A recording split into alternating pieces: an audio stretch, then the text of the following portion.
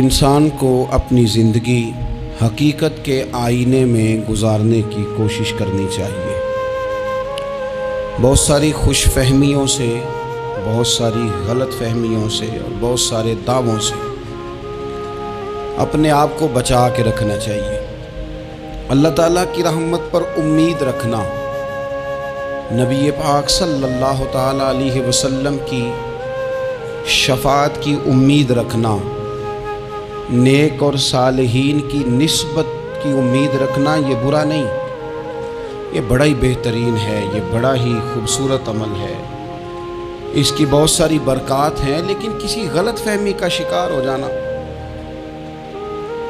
اور یہ ساری امیدیں وابستہ کر کے یا ان ساری باتوں کو پیش نظر رکھ کے بے عمل ہو جانا، اپنی زندگی کو امور خیر سے پیچھے کر لینا، یہ نہ صرف یہ کہ قابل تحسین نہیں بلکہ یہ قابل توجہ ہے، اس کی اصلاح کی ضرورت ہے۔ قرآن مجید سورہ بقرہ سے جو آیہ کریمہ میں نے تلاوت کی ہے، اس میں اللہ تبارک و تعالیٰ نے اسی بات کا ذکر اہل یہود کے لیے فرمایا ہے۔ یہودی جگہ جگہ قرآن مجید بتاتا ہے کہ کہیں کہتے تھے کہ ہم اللہ کے بیٹے ہیں، معاذ اللہ، اللہ کے بڑے پیارے ہیں، ہمیں تو تھوڑے دنوں کے لیے عذاب ہوگا، بڑی جلدی ہمیں معاف کر دیا جائے گا۔ وہ بڑی لمبی چوڑی خوش فہمیوں کا اظہار کرتے اور بڑے بڑے دعوے کرتے۔ پھر چلتے چلتے انہوں نے ایک اور دعویٰ کر دیا، کہنے لگے کہ آخرت کا گھر تو صرف ہمارے لیے ہے، جنت میں صرف یہودی جائیں گے اور کوئی نہیں جائے گا۔ اللہ تبارک و تعالیٰ نے ان کے اس دعوے کا ذکر فرمایا ہے۔ یہ دیکھیں دعویٰ کتنا بڑا ہے کہ آخرت کا گھر تو صرف ہمارے لیے، فقط ہمارے لیے۔ مسلمان یہ دعویٰ نہیں کرتے۔ نبی پاک صلی اللہ تعالیٰ علیہ وسلم نے جب اس بات کا اظہار کیا ہے تو اس طرح کیا ہے، فرمایا جنتیوں کی 120 صفیں ہوں گی اور 80 میری امت کی ہوں گی۔ لیکن یہ بھی فرمایا کہ باقی لوگ بھی تو ہوں گے نا، ان کی 40 صفیں ہیں لیکن جنت میں دوسرے پچھلے لوگ بھی موجود ہوں گے۔ یہ دعویٰ نہیں کیا کہ صرف مسلمان جائیں گے، ان سے پہلے جو نبی اور ان کی ایماندار اور نیک امتیں گزری ہیں ان میں سے کوئی جنت میں ہی نہیں جائے گا، یہ نہیں فرمایا۔ لیکن یہ اس طرح کے دعوے بعض لوگ کرتے ہیں اور سنائی دیتے ہیں۔ تو یہودی بھی یہ کہا کرتے تھے کہ جنت تو خالص ہمارے لیے اور کوئی نہیں جائے گا اس میں۔ تو اللہ کریم نے فرمایا کل ان کانت لکم الدار الآخرۃ عند اللہ خالصۃ من دون الناس۔ اے محبوب علیہ السلام، آپ ان سے فرما دیں اہل یہود سے کہ اگر آخرت کا گھر اللہ کے نزدیک باقی سب لوگوں کو چھوڑ کے خالص تمہارے لیے ہی ہے، سب کو چھوڑ کے صرف تمہارے لیے ہے آخرت کا گھر، تو فتمنوا الموت، تو پھر جنت میں تو مر کے جانا ہے نا، لہذا موت کی تمنا تو کرو۔ پھر کہو نا یا اللہ ہمیں موت دے تاکہ وہ جو تو نے ہمارے لیے اتنی بڑی چیز بنائی ہے ہم اس سے استفادہ کر سکیں۔ پھر تم موت کی تمنا کرو ان کنتم صادقین، اگر تم سچے ہو۔ لیکن رب فرماتا ہے وَلَن يَتَمَنَّوْهُ أَبَدًا بِمَا قَدَّمَتْ أَيْدِيهِمْ، یہ کبھی بھی موت کی تمنا نہیں کریں گے، انہیں پتہ ہے جو انہوں نے کمائی کر کے آگے بھیجی ہے۔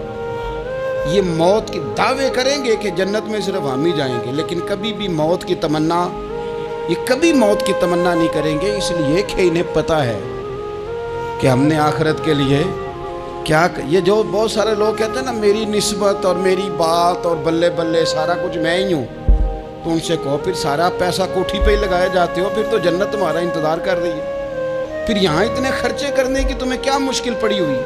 قرآن مجید کہتا ہے یہ کبھی بھی موت کی تمنا نہیں کریں گے، ان کو پتہ ہے جو اعمال انہوں نے کر کے بھیجے ہیں۔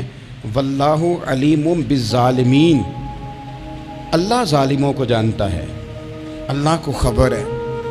میرے نبی پاک صلی اللہ تعالیٰ علیہ وسلم نے فرمایا اگر یہودی موت کی تمنا کرتے، جب ان سے کہا گیا تھا نا کہ اگر آخرت کا گھر خالص تمہارے لیے ہے تو موت کی تمنا کرو، اگر اس مقام پر وہ موت کی تمنا کرتے تو اسی وقت سارے مر جاتے، ختم ہو جاتا معاملہ۔ اگر تمنا کر لیتے، تمنا ہی نہیں کریں گے۔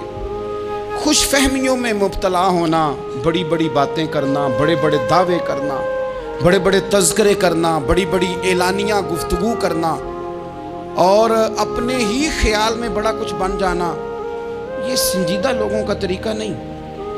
میں نے کچھ آستانے اپنی آنکھوں سے دیکھے، وہ کہتے ہیں جناب ہمارے حضرت کی نسبت اور حضرت ساتھ بیٹھے مسکرا رہے ہیں۔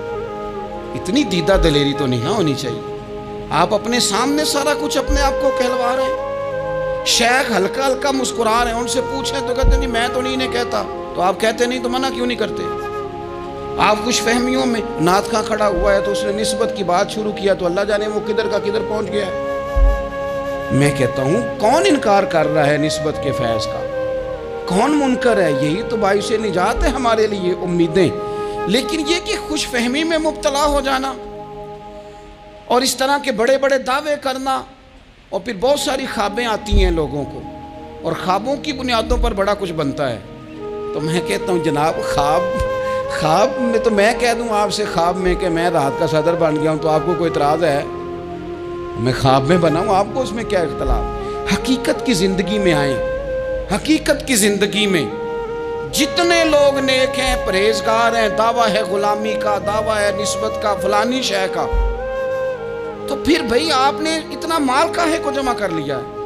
پھر یہ کاریں، یہ بنگلے، یہ کوٹھیاں، یہ جائیدادیں، یہ جلسوں کی فیسیں، یہ نعتوں کی فیسیں، یہ کس لیے؟ پھر تو آخرت آپ کے لیے سجی ہوئی ہے، سنوری ہوئی ہے، پھر تو آپ اس طرف توجہ کریں۔ حقیقت پسندی کا مزاج جب تک قوموں میں نہیں آتا، قومیں اتنی دیر تک اپنی روحانی، اخلاقی اور کردار کی بلندی نہیں حاصل کر پاتی۔ تو موت کی تمنا، یہاں ایک بات اور سن لیں، شریعت اسلامیہ کے اندر مصیبتوں سے گھبرا کر موت کی تمنا کرنا منع ہے۔ کوئی شخص کسی مشکل میں ہے، بیماری میں ہے، تکلیف میں ہے، دکھ میں ہے، تو موت کی تمنا کرے کہ اس بیماری سے تو مر جاؤں تو اچھا ہے، تو یہ منع ہے اس کے لیے۔ ہمارے ہاں کچھ لوگ لا علمی کی بنیاد پر چھوٹا سا جھگڑا گھر میں ہوا، وہ کہتا ہے میں تو اللہ سے دعا کرتا ہوں میں اب مر ہی جاؤں۔ بھائی آپ اتنی سی بات نہیں سہ سکے اور آپ نے اتنی سی بات پر اتنی بڑی بات کر دی کہ میں اب چلا ہی جاؤں، اور یہ جھگڑوں کے اندر عام لوگ کہہ دیتے ہیں یہ منع ہے۔ نبی پاک صلی اللہ تعالیٰ علیہ وسلم نے اس سے منع فرمایا، بلکہ مسلم شریف میں فرمایا کہ اگر تم نے کبھی دعا کرنی بھی ہو کسی وقت تو ان لفظوں سے کر سکتے ہو کہ یا اللہ جب تک میرا زندہ رہنا میرے حق میں بہتر ہے، مجھے دنیا میں رکھ، اور جب میرا یہاں سے چلے جانا تیری حکمت کا تقاضا ہے اور میرے حق میں بہتر ہے تو پھر مجھے ایمان کے ساتھ لے جا، پھر تو مجھے لے جا۔ تمنا موت کی کرنا اور مصیبتوں سے گھبرا کر کرنا، اور بھئی مشکلات میں جینا تو حسن ہے۔ اصل میں نا جس کی جان تھی نا اس کے نام نہیں نہ لگائی ہم نے کبھی بچوں کے نام لگا دی، کبھی کاروبار کے نام لگا دی، کبھی دوستوں کے نام لگا دی، پھر وہ بے وفا ہوا تو مرنے کو جی چاہا، وہ بے وفا ہوا تو مرنے کو جی چاہا، اس نے تنگ کیا تو مرنے کو جی چاہا۔ النبی اولیٰ بالمؤمنین من انفسہم، اللہ فرماتے ہیں تم نہیں جان کے مالک، میرا نبی تمہاری جانوں کا مالک ہے۔ جان پاوے نہ جان میرے محبوبہ، میں تے لگیاں توڑ نبھیساں، رات تیرے وچ رول کے مرساں، تے قدم نہ پیچھا ہٹیساں، شہر تیرے دے ٹکڑے منگساں، تے تیرے کتیاں دے قدم چمیساں، آزم اے جان امانت تیری، تو جدوں منگساں میں پیش کرے ساں۔ یہ تو کسی اور کی ہے، ہماری ہے نہیں۔ تو بہت سارے لوگ گھبرا کر ہو بڑی تکلیف آ گئی، بھئی آپ جلدی نہ کریں، بالکل جلدی نہ کریں، آپ حوصلہ پیدا کریں، اور جیا تو جاتا ہی مشکل میں ہے۔ اقبال نے کہا تھا کارِ جہاں دراز ہے اب میرا انتظار کر، یہ زندگی لمبی ہے، یہ مشکلات سے ہو کر کے گزرتی ہے، اس میں مد و جزر رہتا ہے۔ تو شریعت اسلامیہ میں منع ہے موت کی تمنا کرنا، موت کی خواہش کرنا، بلکہ نبی پاک صلی اللہ تعالیٰ علیہ وسلم نے تو یہاں تک ارشاد فرمایا کہ تم موت کی تمنا نہ کرو، اس لیے کہ اگر تم برے ہو اور زندہ ہو تو ہو سکتا ہے زندگی میں اللہ تمہیں توبہ کی توفیق دے دے، اور اگر تم اچھے ہو تو پھر بھی موت کی تمنا نہ کرو، اس لیے کہ اچھے ہو تو تمہاری اچھائی میں روز برکت ہی ہو رہی ہے، لوگوں کو فائدہ ہی ہو رہا ہے، خیر ہی بٹ رہی ہے۔ تمنا موت کی کرنا، اور ویسے بھی نہ ہم اپنی مرضی سے یہاں آئے ہیں اور نہ مرضی سے جانے کی کوشش کرنی چاہیے معاذ نہ اپنی مرضی آئے ہیں نہ اپنی مرضی سے کوئی مرنے کی کوشش کرے گا تو خودکشی حرام ہے، اور رب رسول کی مرضی سے مرے گا تو وہ شہادت ہے۔ وہ اس طرح کی شہادت ہے کہ جس میں کہا مردہ کہنا ہی نہیں، یہ تو زندہ ہے، اس لیے کہ میرے نام پہ مر گیا ہے۔ تو موت کی تمنا کرنا یا اس طرح کا رویہ منع ہے۔ البتہ یہ جو یہود کا کام تھا، ان کا جو لہجہ تھا، اللہ فرماتے ہیں یہ تو ہزار سال عمر مانگتی ہیں تو جانا ہی نہیں چاہتے۔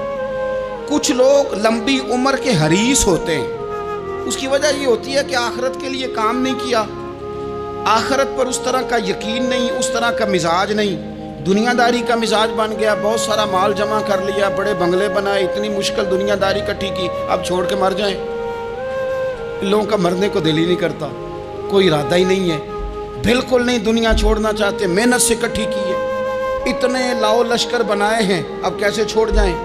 کچھ لوگ ایسے ہیں جنہوں نے گٹھڑی باندھ کے رکھی ہوئی ہے، ان کو زیادہ ویٹ نہیں کرنا پڑتا، اس لیے کہ انہوں نے کوئی سامان بوکی نہیں کرایا، تو جو ہے ہینڈ کیری ہے، اس لیے لوگ انتظار کرتے رہیں گے اور جناب بلال حبشی جنت میں پہنچ بھی جائیں گے۔ ابھی میزان عمل لگا ہوگا لیکن حضرت ابو ذر غفاری جنت میں ٹہلتے ہوئے نظر آ رہے ہوں گے۔ لوگوں نے جمع نہیں نہ کیا، جتنا مال زیادہ اتنی چیکنگ بھی اس کی زیادہ، جتنے بیگ زیادہ، ایئرپورٹ پہ اتنا انتظار بھی زیادہ۔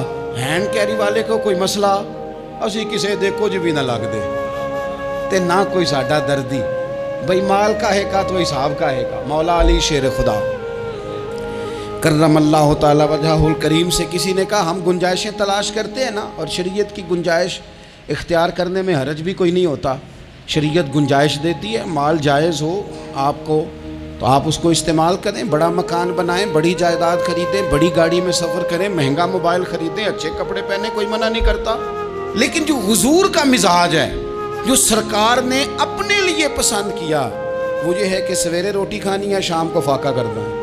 تو حضرت مولا علی شیر خدا کرم اللہ تعالی وجہہ الکریم سے کسی نے کہا کہ چلو جائز پیسے اکٹھے کر لیں، جائز تو جمع کرنا منع نہیں۔ تو حضرت علی کی باتیں بڑی حکمتوں والی تھی نا، تو ایک جملے میں انہوں نے کئی جواب دے دیے، کہنے لگے میاں مال حرام ہو تو عذاب ہوتا ہے، حلال ہو تو حساب ہوتا ہے، لہٰذا ہم دونوں کام ہی نہیں کرتے، نہ ادھر جاتے ہیں نہ ادھر جاتے ہیں۔ جمع کرنے کی حاجت کیا ہے؟ دنیا اتنی سجا لینا، اتنی سوار لینا،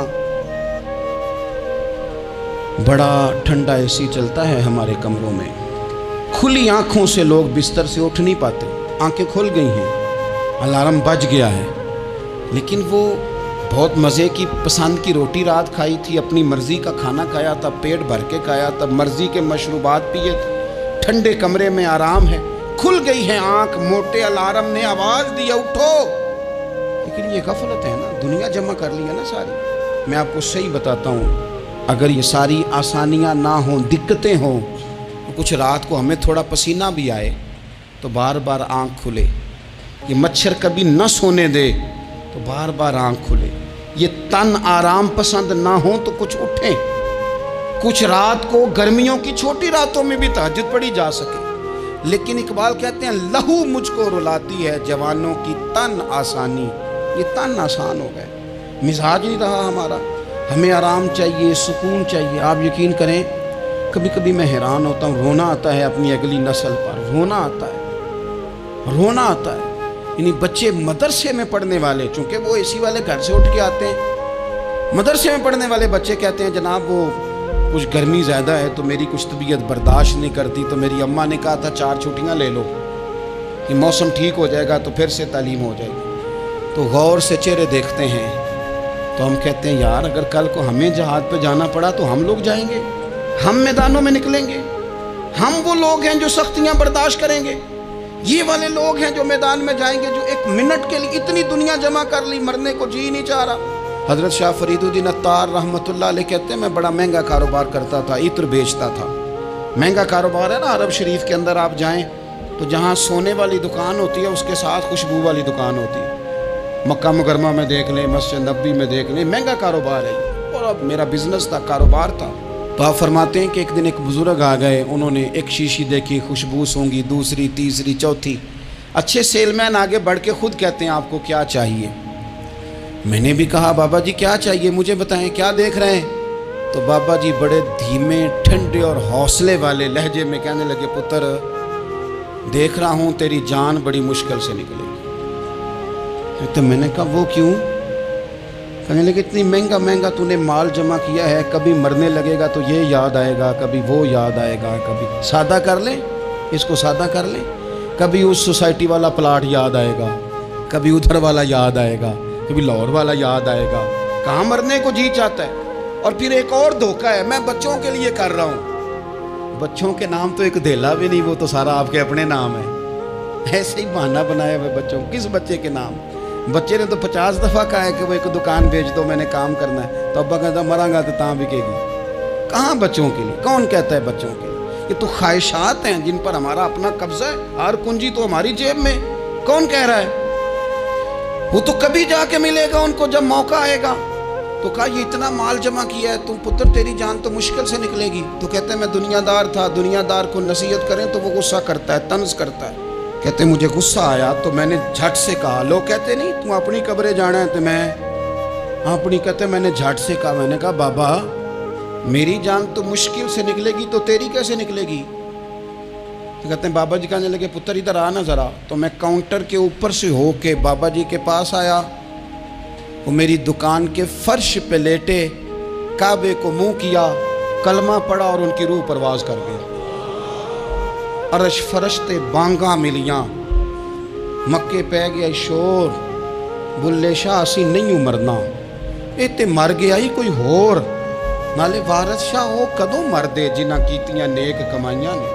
कहा ये देख लो मर गए, बस इतनी काम था, तैयारी है। इमाम गजाली का आखिरी वक्त था ना, तो उन्होंने वुज़ू किया, गुस्ल किया, खुशबू लगाई, अपने हाथों से चादर बिछाई, फिर तकिया रखा, फिर लेटे, फिर हुजूर पे दुरूद पढ़ा और फिर कहने लगे रब अगर तेरी मर्जी है तो गजाली भी तेरा तैयार है। बस ये जुमले ज़ुबान पे थे और रूह परवाज कर गई। मौत को समझे हैं गाफिल इख्तिताम में ज़िंदगी, ये है शाम में ज़िंदगी, फिर सुबह दवा में ज़िंदगी। अजीज़ भाइयों हमने ना बड़ी आसाइशें जमा कर ली, बड़ा कुछ अपनी अक्ल के ज़ोर पर हमने इकट्ठा कर लिया। नहीं हमारा प्रोग्राम, किसी से पूछ लें सेहत कैसी है, तो उम्र अगर उसकी बड़ी ऊपर भी चली जा रही हो, अब तो खैर सालगिरह में आने का रिवाज हर जगह आ गया है। हमसे भी लोग पूछते हैं कि आप बताएं आप किस तारीख को पैदा हुए थे, तो मैं कहता हूँ कोई कारनामा सर अंजाम दे लेने दो फिर बता देंगे। अभी तो कुछ कर नहीं सके, कुछ बताएंगे तो कुछ दिन भी मना लेंगे। अभी तो लगता है कि बड़ा वक्त ज़ाया हो गया हमसे। तो अजीज़ भाई कोई नहीं कहता कि अब टाइम आ गया है, शुगर हो गई है, ब्लड प्रेशर हो गया है, तबीयत ख़राब रहती है, फलाना मसला हो गया है। तो तमन्ना मौत और मौत का डर और न मरने का इरादा और दुनिया से दिल को लगा के रखना और हर वक्त जीने की ख्वाहिश पैदा करना और हर वक्त हाल में मज़ीद की दौड़ में रहना, वो लोग इसलिए तैयार रहते थे, दुआएं मांगते थे शहादत की, कि उन्होंने ना दुनिया बनाई नहीं थी। हज़रत उमर ने तो दूसरा कुर्ता नहीं पहना सारी ज़िंदगी, वो जो मकान आ रहा था वही चल रहा था, वो तो थोड़े पे कर्जा था उन पे, लेकिन हर नमाज के बाद सही बुखारी में मौजूद है वो दुआ मांगते थे, अल्लाहुम्मा अर्ज़ुक़नी शहादतन फ़ी सबीलिक, या अल्लाह ऐसा ना हो मैं तभी मौत चला जाऊं, मुझे अपने रास्ते में शहादत की मौत देना। हर नमाज के बाद दुआ मांगी जा रही, लेकिन शहादत वाली मौत की नहीं, शहादत वाली मौत, अल्लाहुम्मा अर्ज़ुक़नी शहादतन फ़ी सबीलिक। और मालिक मदीना छोड़ने को दिल नहीं करता, या अल्लाह शहादत की मौत देना और देना भी अपने नबी के शहर के अंदर, यहीं रहूं, यहीं मेरा मदफन बने। अल्लाह ने उन्हें मौका दिया। आप देखें ना इन लोगों का दिल करता था। हज़रत खालिद बिन वलीद रदी अल्लाह ताला अन्हु सारी ज़िंदगी मैदान में गुजारी, पूरे जिस्म में 1 इंच जगह बाकी नहीं थी जहाँ ज़ख्म ना हो, सारी ज़िंदगी मैदान में रहे, लेकिन आखिरी वक्त रोते थे, फरमाते थे उसकी बेनियाजी देखो, मैं शहादत के लिए मैदान में रहा लेकिन शहादत मेरा मुकद्दर ही नहीं थी। और फिर आखिरी वक्त भी फरमाया मेरा घोड़ा, मेरे कपड़े, मेरी ज़िरा, मेरी तलवार ये किसी मुजाहिद को दे देना, चलो मैं अब जहाद में नहीं हूँ तो मेरा सामान तो जहाद में रहे, किसी मुजाहिद को देना, उन लोगों ने जितनी मेहनत की ना, मरने के बाद के लिए की, मरने के बाद के लिए, जिंदगी का जो दूसरा पुल है उसके लिए कोशिश की। वहाँ उन्होंने सदकात जमा कराए, खैरात जमा कराए, इबादात जमा कराई, उसने इखलाक जमा कराया, अच्छा सलूक जमा कराया। उन्होंने आखिरत के बैंक में ढेरों माल जमा कराया, वहाँ उनके मकान बुक हुए, जन्नत में उनके नाम की बड़ी बड़ी जगहें अल्लाह तबारक व तआला के फजल से तय की गई। तो फिर उन्हें वहाँ जाने में कोई दुश्वारी भी नहीं थी, उन्हें कोई मुश्किल नहीं थी, वो तैयार थे। लेकिन चूँकि सारी मेहनत ही दुनिया के लिए है, वो जो ख़ास एक आखिरत पर मुसलमान का ईमान और यकीन और तयक्कुन था, उस तरफ हमारा मिजाज नहीं। आप देखिए हज़रत मलकुल मौत इज़राइल अलैहिस्सलाम ना हज़रत इब्राहीम अलैहिस्सलाम की रूह कब्ज़ करने के लिए हाजिर हुए। तो कहा जनाब चलिए आपकी रूह लेने आया हूँ। तो हज़रत इब्राहीम अलैहिस्सलाम फरमाने लगे, इज़राइल, ये काजी सनाउल्लाह साहब पानीपती रहमतुल्लाह अलैह ने इसको तफसीर मज़हरी में लिखा है। हज़रत इब्राहीम खलीलुल्लाह अलैहिस्सलाम फरमाने लगे, इज़राइल, क्या कोई खलील भी अपने खलील की रूह कब्ज़ करता है? वत्तख़ज़ल्लाहु इब्राहीम खलीला, अल्लाह ने तो मुझे दोस्त बनाया, दोस्त हो के दोस्त की रूह कब्ज़ करने जा रहा है। हज़रत इज़राइल ने इरादा छोड़ा और हज़रत इब्राहीम का वो जुमला लेके रब की बारगाह में हाजिर हुए। अर्ज़ की मालिक जनाब इब्राहीम अलैहिस्सलाम ने फरमाया है कि अल्लाह की बारगाह में अर्ज़ करो कि मालिक, क्या कोई खलील भी अपने खलील की रूह कब्ज़ करता है? तो रब करीम ने फरमाया, अब मेरा भी पैगाम जाके जनाब इब्राहीम को दे दो, उनसे जाके कहो रब फरमाता है, क्या कोई खलील भी अपने खलील की मुलाकात को नापसंद करता है? आपको तो मिलने को बुला रहे हैं, मौत तो एक पुल है, यहाँ से गुजरेंगे तो जाके महबूब से मिलेंगे। तो क्या कोई खलील भी नापसंद करता है कि वो अपने खलील से मुलाकात न करे? हज़रत सैयदना इज़राइल अलैहिस्सलाम पैगाम लेके आए और कहा है, अल्लाह के खलील रब फरमाता है, क्या खलील भी खलील की मुलाकात को? तो हज़रत इब्राहीम तो खोल के रोए, कहने लगे अब देर न कर, अब ज़रा जल्दी कर, अब ज़रा जल्दी ले जाओ। और मेरे नबी पाक सल्लल्लाहु अलैहि वसल्लम ने फरमाया, सियासिता में हदीस है, फरमाया तुम में से जो रब से मिलने को पसंद करता है ना, जो अल्लाह से मिलने का शौक़ रखता है ना, अल्लाह भी उसकी मुलाकात को पसंद फरमाता है।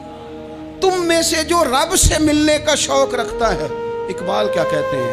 कहते हैं तेरे इश्क की इंतहा चाहता हूँ, तू मेरी सादगी देख मैं क्या चाहता हूँ, मेरा ज़रा सा तो दिल है मगर शोख इतना, मैं वही लन तरानी सुना चाहता हूँ। मालिक मेरा दिल करता है मैं तुझसे कहूँ रब आरेली, मैं तुझे देखना चाहता हूँ, और तू मुझे कहे लन तरानी, तू नहीं देख सकता, मेरा ज़रा सा तो दिल है मगर शोख इतना, मैं भी वही लन तरानी सुना चाहता हूँ। फिर खुद ही कहने लगे, ओ भरी बज़्म में राज की बात कह दी, मैं बड़ा बेअदब हूँ सदा चाहता हूँ। ये तो सबको बताने वाली बात ही नहीं थी जो मैंने बता दी, भरी बज़्म में राज की बात कह, बड़ा बेअदब हूँ सदा चाहता हूँ। नबी करीम अलैहिस्सलाम ने फरमाया, तुम में से जो रब की मुलाकात का शौक़ रखता है ना, अल्लाह भी उसकी मुलाकात को पसंद फरमाता है।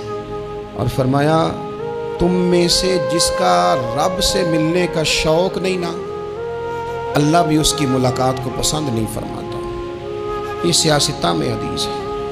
एक दफ़ा गौर कर ना लें, फ़लाँ से मिलने को भी जी चाहता है, फ़लाँ इलाका देखने को भी जी चाहता है, फ़लाँ की मुलाकात को भी जी चाहता है, कभी उसको मिलने को भी जी चाहता है जिसने बनाया है सारा कुछ, कभी उसकी सहाबा तो तड़प के हुजूर की बारगाह में आए थे ना, वैज़ा साला का इबादी अन्नी फ़इन्नी करीब, तड़प के कहा था, या रसूल अल्लाह सल्लल्लाहु अलैहि वसल्लम सालों बीत गए, सजदे करते, इबादत करते, रोज़ा रखते, हज करते, ज़कात देते, अब दिल करता है कभी वो मिले, कभी उसे देखें, कभी यह हकीकत मुंतज़र नज़र आना लिबास मजाज में, लाखों सजदे तड़प रहे हैं मेरी जबीन नियाज में, दिल करता है मिलने को। तो जब सहाबा ने आके हुजूर की बारगाह में अर्ज़ की ना, या रसूलल्लाह रब से मिलने को जी चाहता है, तो अल्लाह ने फरमाया, वैज़ा साला का इबादी अन्नी फ़इन्नी करीब, ए महबूब जब मेरे बंदे आपके पास आके मेरे बारे में सवाल करें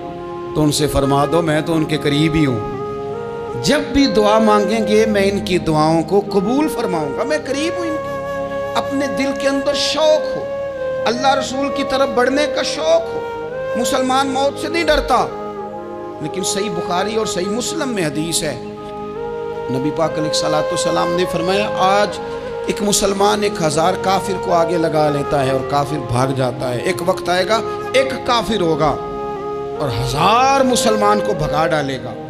یا رسول اللہ کیوں؟ ہمارے پاس اسلحہ نہیں ہوگا، ہمیں لڑنے کا سلیقہ نہیں آئے گا؟ نبی پاک علیہ السلام نے فرمایا یہ مسئلہ نہیں، تمہیں وہن ہو جائے گا، وہن۔ یا رسول اللہ یہ وہن کیا ہوتا ہے؟ تو حضور نے فرمایا تمہیں نا زندگی سے پیار ہو جائے گا، تمہیں مرنا برا لگے گا، کراہت آئے گی مرنے سے، تم مرنا نہیں چاہو گے۔ تو جب کسی کو زندگی سے پیار ہو جائے تو پھر وہ بھاگتا ہے، پھر وہ ہر بندے کی ہر بات مانتا ہے چونکہ وہ جینا چاہتا ہے۔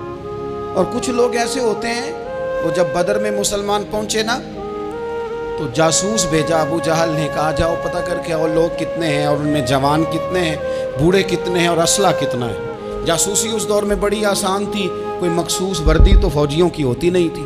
تو وہ شخص آ گیا، مسلمانوں کو دیکھ کر واپس گیا، تو جا کے اس نے بدر کے دن ابو جہل سے کہا کہ وہ 313 ہیں اور ان میں بچے بھی ہیں، بوڑھے بھی ہیں اور اسلحہ بھی زیادہ نہیں، اور گھوڑے اور اونٹ اور سواریاں بھی تھوڑی ہیں۔ تو ابو جہل بڑا ہنسا اور معاذ اللہ کہنے لگا کیا ان نے ہم سے لڑنا ہے؟ تھوڑے سے تو لوگ آئے، اس طرح کرو صبح نا انہیں پشتوں پہ باندھ کے نا گھوڑوں کی تو مکے لے چلتے ہیں، وہاں جا کے دیکھیں گے ان کے ساتھ کیا کرنا ہے۔ تو وہ جاسوس کہنے لگا پوری بات تو سن لے۔ اس نے کہا پوری بات کیا ہے؟ کہنے لگا آئے 313 ہیں پر گھر واپس جانے کا کسی کا بھی ارادہ نہیں، وہ کشتیاں جلا کے آئے ہیں، میں رات وہاں گزار کے آیا ہوں، میں نے بوڑھوں کو بھی شہادت مانگتے دیکھا ہے، میں نے بچوں کو بھی شہادت مانگتے دیکھا ہے، میں نے ایک ایک کے سینے میں مر مٹنے کا جذبہ دیکھا ہے۔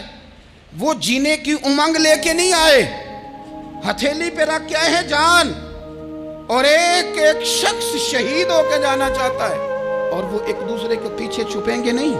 یہ جو موت ہے نا، موت یہ تو ایک پل ہے، اس سے گزریں گے، اللہ رسول کے حضور جائیں گے، جنت کی نعمتیں، خدا کی تیار کی ہوئی رحمتیں مسلمان کا آگے بڑھ کے استقبال کریں گے۔ حضرت عمار بن یاسر رضی اللہ تعالیٰ عنہ کو زخم لگ رہا ہے میدان جہاد میں، اور تیز زخم لگ رہا ہے، سخت تکلیف میں۔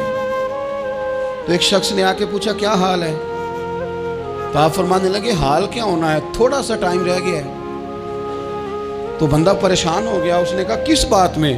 فرمانے لگے تھوڑا سا ٹائم رہ گیا، بس میں نبی پاک سے ملنے والا ہوں اور حضور کے صحابہ سے ملنے والا ہوں۔ حضرت عمار بن یاسر رضی اللہ تعالیٰ کہنے لگے تھوڑا سا ٹائم رہ گیا، تھوڑا سا مرنا مرنا ہر کوئی آکھے تے میں بھی آکھاں مرنا، تے جس مرنے تھی خوشبو نہ آوے او مرنا کی مرنا، تے جس مرنے وچ سونا راضی اس مرنے تو کی ڈرنا۔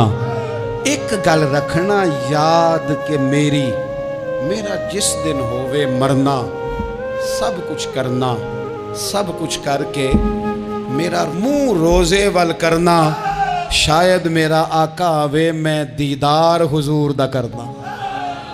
فرمایا کہ وہ تو بالکل قریب آ گیا ٹائم۔ حضرت سیدنا بلال حبشی رضی اللہ تعالیٰ عنہ آخری وقت ہے، لوگ بڑا اس کا منظر جب بیان کرتے ہیں تو خوفناک بیان کرتے ہیں، اس طرح کا لہجہ اختیار کرتے ہیں کہ بات سن کے بندہ کانپ جائے۔ سیدنا بلال حبشی رضی اللہ تعالیٰ عنہ بالکل آخری وقت ہے، جانے کا ٹائم۔ تو حضرت بلال کی اہلیہ قریب بیٹھی ہیں، تو کہنے لگی بڑے غم کا موقع آ گیا، غموں کی رات شروع ہو گئی، حالات میرے لیے مشکل آ گئے۔ آپ نے فرمایا کیا ہوا؟ کہنے لگی آپ جا رہے ہیں؟ تو حضرت بلال کہنے لگے یہ غم کا موقع نہیں، یہ تو خوشی کا موقع ہے، میں جاؤں گا تو حضور سے ملوں گا نا، جاؤں گا تو نبی پاک سے ملاقات ہوگی، یہ تو میرا ملاقات کا وقت آیا۔ تو اپنی زندگی کے اندر انسان کچھ اپنی آخرت کے لیے کرے، کچھ زادراہ جمع کرے، کچھ وہ تیاری کرے، کچھ اس کے پاس ایسے اعمال ہوں جس کی بنیاد پر اس کا رب رسول کی بارگاہ میں حاضری کو جی چاہے۔